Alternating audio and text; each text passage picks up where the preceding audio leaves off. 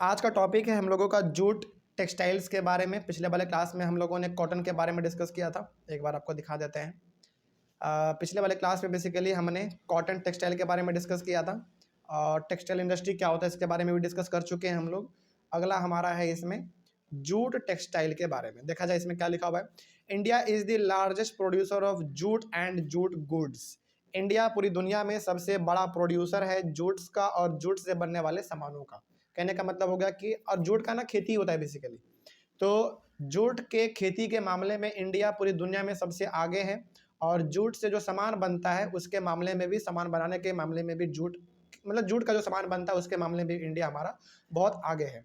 India stands at second place as an exporter after Bangladesh. देखो, produce करने के मामले में जूट सबसे आगे कौन? इंडिया।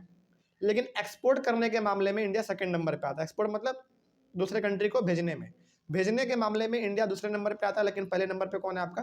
बांग्लादेश है। इसका मतलब हो गया कि बांग्लादेश ज़्यादातर जो जूट है अपने कंट्री का दूसरे कंट्री को दे देता है। लेकिन इंडिया में भाई जूट हम लोग बहुत इस्तेमाल करते हैं, तो इस्तेमाल करने के बाद जो बचता है उसको हम लोग दूसरे कंट्री को देते हैं। तो प्रोड्यूस करने के मामले में इंडिया नंबर 1 पे है, लेकिन एक्सपोर्ट करने के मामले में इंडिया दूसरे नंबर पे है और पहले पे आपका बांग्लादेश है। आगे, there are about 70 jute mills in India. और पता है पूरे इंडिया में जूट का खेती नहीं होता। इंडिया में ना कहीं कहीं जगह पर ही जूट का खेती होता है, और चूंकि जूट का खेती कहीं कहीं पर हो रहा है तो ऑब्वियस ही बात है इसका जो मील है वो भी क्या होंगे? बहुत ही कम होंगे। इसीलिए जूट का मील मात्र पूरे इंडिया में 70 ही है। ठीक है, आगे, most of these jute mills are located in West Bengal along the banks of the Hooghly river. आपको पता है एक हुगली रिवर है, हुगली नदी, जो कि वेस्ट बंगाल में मेजर तरीके से बहती है। तो हुगली नदी के बगल में ज़्यादातर आपका जूट का मिल देखने को मिलता है और वो आपका वेस्ट बंगाल में। ठीक है, देखो, हालांकि इंडिया के अंदर अलग अलग जगहों पर जूट का खेती होता है, लेकिन जूट का खेती जो सबसे ज़्यादा होता है वो वेस्ट बंगाल में होता है और वेस्ट बंगाल में हुगली नदी के बगल में। ठीक है, आगे, Kolkata provides banking, insurance and port facilities for export of jute goods. और आपको पता है वेस्ट बंगाल का कैपिटल कोलकाता, सिंपल सी बात है। तो कोलकाता चूंकि बगल में पड़ता है हमारा और ये कैपिटल भी है उसका, तो कोलकाता से बैंकिंग का सुविधा मिल जाता है, इंश्योरेंस का मिल जाता है और पोर्ट फैसिलिटी भी मिल जाता है अपने जूट के सामानों को एक जगह से दूसरी जगह पे लेके जाने के लिए। ठीक है, अगला, the jute industry supports 2.61 lakh workers and 40 lakh small farmers who are engaged in cultivation of jute. अब देखो, जूट के खेती के वजह से 2.61 लाख यानी कि 2,61,000 वर्कर्स काम करते हैं। ठीक है, और 40 लाख स्मॉल फार्मर्स को इसमें रोजगार मिला हुआ है, यानी कि वो लोग बेसिकली काम करते हैं। तो इसमें समझिएगा, बहुत इंपॉर्टेंट ये डाटा था कि जूट इंडस्ट्री ऐसा इंडस्ट्री है इंडिया का जिसमें 2,61,000 वर्कर्स पूरी तरीके से इसमें लगे हुए हैं, और किसान का बात करें तो 40 लाख छोटे मोटे किसान इसमें खेती करते हैं इसका। ठीक है, आगे, इन 2005 national jute policy was launched by the government with the objective of increasing productivity, improving quality, providing good prices to the jute farmers and increasing the yield per hectare। 2005 में जूट के प्रोडक्शन को बढ़ाने के लिए government of India ने एक policy लाया। ठीक है, उस पॉलिसी का नाम था नेशनल जूट पॉलिसी। ठीक है, यानी कि नेशनल जूट पॉलिसी लाने का सबसे बड़ा मकसद गवर्नमेंट का ये था कि जूट का प्रोडक्शन क्या किया जा सके? बढ़ाया जा सके। ठीक है, किस लिए? बेसिकली प्रोडक्टिविटी उसका बढ़े, यानी कि खेती उसका ज़्यादा हो, उसका क्वालिटी अच्छा हो, और साथ ही साथ जो जूट का सामान है उसका असल कीमत किसानों को मिल सके, और 1 हेक्टेयर में जितना पहले जूट होता था उससे ज़्यादा हो सके, इसके लिए भी नेशनल जूट पॉलिसी लाया गया। तो बेसिकली कहने का मतलब है, एक लाइन में कह सकते हैं कि नेशनल जूट पॉलिसी का मेन ऑब्जेक्टिव ये था कि जूट के प्रोडक्शन को बढ़ाया जा सके। ठीक है, चलिए आगे बढ़ते हैं। अगला है आपका, the main consumer of jute are USA, Canada, Russia, United Arab Republic, उसके बाद फिर आपका यूके एंड ऑस्ट्रेलिया। तो ये ऐसे कुछ कंट्री हैं जहाँ पे जूट का इस्तेमाल बहुत ही ज़्यादा होता है। वहाँ के मार्केट में बेसिकली जूट का बहुत ज़्यादा इस्तेमाल किया जाता है। USA, Canada, Russia, United Arab Republic और यूके और आपका ऑस्ट्रेलिया। ठीक है, आगे बढ़ते हैं। और इन सभी जगहों पर हमारे इंडिया का जूट जाता है, एक्सपोर्ट हम लोग करते हैं और हम लोग प्रॉफिट कमाते हैं। अब चूंकि जूट का भाई खेती हम लोग करते हैं तो ऑब्वियस सी बात है इसके साथ कुछ ना कुछ प्रॉब्लम भी होगा, कुछ ना कुछ समस्या भी होगा जूट को लेकर। देखते हैं क्या प्रॉब्लम है। तो problems with the jute textile industry, क्या प्रॉब्लम है इसको देखा जाए। इसमें प्रॉब्लम है basically the invention of synthetic as a substitute for the jute is giving a tough competition to the jute industry. अब देखो पहले ना, आज से आप 30 साल 40 साल 50 साल आप पीछे चले जाएंगे तो जूट का ना बहुत इस्तेमाल हम लोग करते थे। जूट का पहले रस्सी भी बनता था, जूट का पहले बैग भी बनता था, अभी भी कहीं कहीं पर जूट का बैग दिख जाता है, लेकिन इसको रिप्लेस किसने कर दिया पता है? सिंथेटिक वाला, यानी कि प्लास्टिक वाला जो बैग वैग आने लगा है, इसको यानी कि प्लास्टिक वाला आने के वजह से जूट का डिमांड घट गया। अभी आप देखते हैं प्लास्टिक के बोरे में आता है चीनी, चावल, दाल, गेहूं, सब चीज़ प्लास्टिक के बोरे में आने लगा है, लेकिन पहले जूट के बोरे में आता था ये सब चीज़। ठीक है, तो जूट का डिमांड धीरे धीरे घट गया और सिंथेटिक यानी कि जो मैन मेड प्लास्टिक है उसका डिमांड धीरे धीरे बढ़ गया। तो वही इसमें कह रहा है कि the invention of synthetic as a substitute for the jute is giving a tough competition to the jute industry.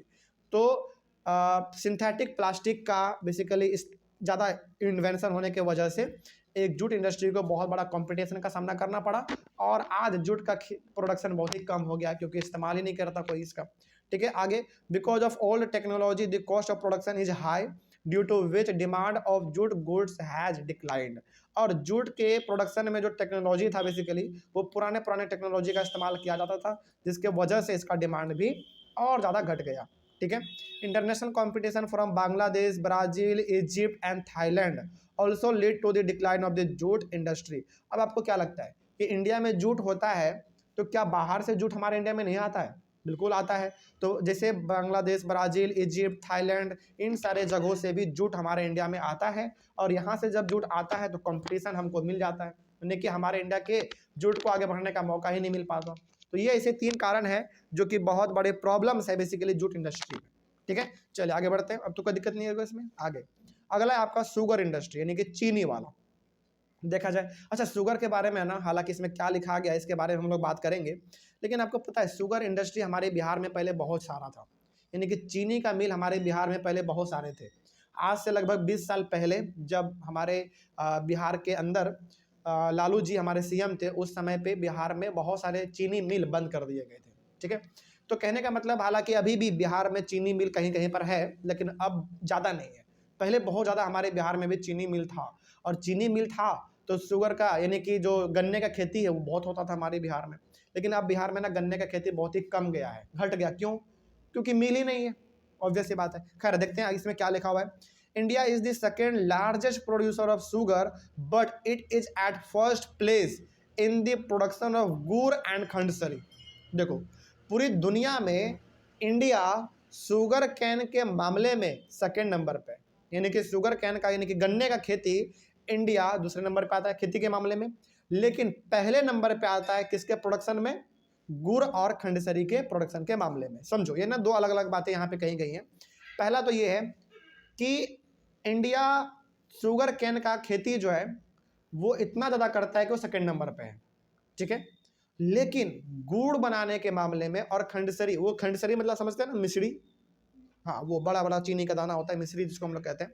तो गुड़ जिसको हम लोग आम भाषा में मिठा भी कहते हैं, वो और खंडसरी यानी कि मिश्री के प्रोडक्शन में इंडिया फर्स्ट नंबर पे है। ठीक है, लेकिन शुगर कैन के खेती के मामले में कितने नंबर पे?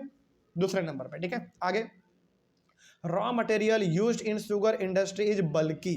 रॉ मटेरियल जो इस्तेमाल होता है शुगर कैन के इंडस्ट्री में, शुगर इंडस्ट्री में बेसिकली वो बहुत ही बल्की होता है, यानी कि बहुत भारी भारी होता है। जैसे एग्जांपल के तौर पे हम आपको बताते हैं, जहाँ पे चीनी बनता है ना उसमें जो मशीन लगे हुए होते हैं, पहले तो चीनी बहुत ही आम तरीके से बन जाता था, लेकिन अब जो चीनी बनता है वो थोड़ा सा टेक्नोलॉजी उसमें ज़्यादा इन्वॉल्व है, तो वो बहुत ही भारी भरकम टेक्नोलॉजी उसमें है, बहुत ही भारी भारी मशीन होते हैं, तब जाके आपका चीनी बनता है। उसके बाद there are over 460 sugar mills in the country. अभी फिलहाल हमारे कंट्री में, ये थोड़ा सा डाटा पुराना हो सकता है, आपके बुक में कितना दिया हुआ है? मेरे बुक में है 460, आपके बुक में कितना है? 662। ठीक है, कोई बात नहीं है, डाटा अलग अलग बुक में अलग अलग हो सकता है, तो आपके बुक में जो डाटा रहा होगा उसको आप लोग इस्तेमाल कीजिएगा। ठीक है, हालांकि यदि लेटेस्ट डाटा इस्तेमाल किया जाए तो वो ज़्यादा बेटर होगा। जैसे आपके बुक में 662 तो वो इस्तेमाल कर लीजिएगा आप लोग। ठीक है, मेरे पुराने वाले बुक में 460 था, तो हमने इस यहाँ पे वो लिख दिया है। तो जो भी डाटा आपके बुक में रहे बस वहाँ पे उसको काट के वो आप एक बार सही कर लीजिएगा। ठीक है, तो हमारे पूरे अभी इंडिया में 662 चीनी के मिल हैं। ठीक है, आगे 60% sugar mills are located in Uttar Pradesh and Bihar. सोचो, यानी कि 60%, यदि कि इंडिया में यदि शुगर मिल 100% है तो 60% अकेला उत्तर प्रदेश और बिहार में है। लेकिन यहाँ पे हम आपको एक बात बोलना चाहेंगे कि अब जो है ना, इसके मामले में उत्तर प्रदेश आगे है, बिहार अब पीछे हो चुका है। क्योंकि बिहार में बहुत सारे, हालांकि ज्योग्राफी में लिखा हुआ है, ये थोड़ा सा पुराना लिखा हुआ है, लेकिन अभी भी हो सकता है आपके बुक में बिहार का नाम आ रहा हो। लेकिन बिहार में हकीकत यह है कि बहुत सारे चीनी मिल अब क्या हो चुके हैं, बंद हो चुके हैं। यह हकीकत है, ग्राउंड लेवल पे हकीकत है। लेकिन हाँ, अब एग्जाम में आप ये मत लिख देना कि बिहार नहीं है, नहीं, बिहार आप लिखना है, क्योंकि बुक में तो लिखना पड़ेगा। लेकिन हकीकत हम आपको बता रहे हैं, क्योंकि हम लोग बिहार में हैं तो बिहार के इन्वायरमेंट को हम लोग समझ रहे हैं। तो बिहार में हकीकत ये है कि बिहार में बहुत सारे चीनी मिल अब बंद हो चुके हैं। लेकिन हाँ, अभी भी हैं, कहीं कहीं पर अभी भी बहुत सारे हैं। ठीक है, आगे, sugar industry is seasonal in nature. Seasonal है मतलब कि शुगर इंडस्ट्री ना सालों साल नहीं चलता। शुगर इंडस्ट्री केवल वही उसी समय चलता है जब गन्ने का खेती होता है, और जब गन्ने का खेती नहीं होता है तो शुगर इंडस्ट्री पूरी तरीके से बंद हो जाता है। ठीक है, आगे, सीजनल है मतलब कि सीजन के अकॉर्डिंग ये चलता है।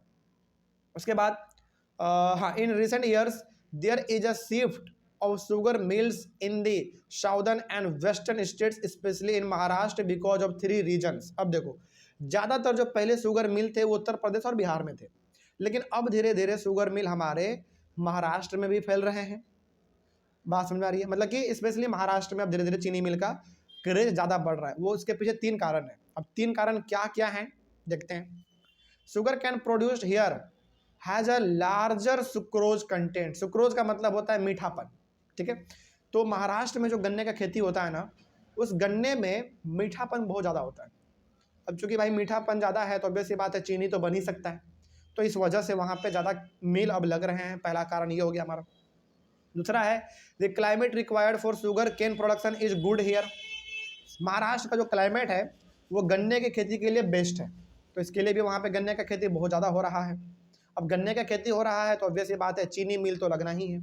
उसके बाद है, the cooperatives are more successful in these states. Cooperative का मतलब वैसे जो कि लोग भी आपस में जो खेती करते हैं वो तो खेती करते ही हैं, बेसिकली फार्मर ही उसका मालिक होता है। कोऑपरेटिव का मतलब हो गया कि जो लोग उसमें काम कर रहे हैं वही लोग उसका मालिक भी होते हैं। तो इस प्रकार से वहाँ पे बहुत सारे चीनी मिल चल रहे हैं। तो ये ऐसे 3 कारण हैं जिसके वजह से महाराष्ट्र में चीनी मिल आजकल बहुत ज़्यादा फैल रहा है।